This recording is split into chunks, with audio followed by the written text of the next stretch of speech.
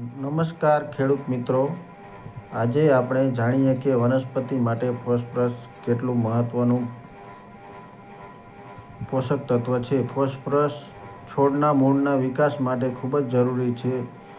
મજબૂત અને લાંબા મૂળ બનાવવાથી છોડ જમીનમાંથી પાણી અને પોષક તત્વો વધુ સારી રીતે શોધી શકે છે.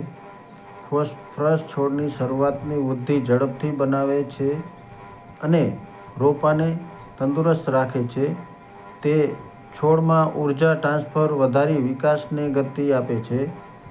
ફોસ્ફરસ યોગ્ય પ્રમાણથી છોડમાં વધુ ફૂલ આવે છે, ફળ સેટિંગ સારું થાય છે અને ઉપજમાં વધારો થાય છે. આ ઉપરાંત પાક સમયસર પાકે છે અને ગુણવત્તા પણ સુધરે છે. જો ફોસ્ફરસની કમી હોય તો છોડનો વિકાસ ધીમો પડે છે અને મૂળ નબળા રહે છે અને પાંદડામાં જાંબલી પડછાયો જોવા મળે છે.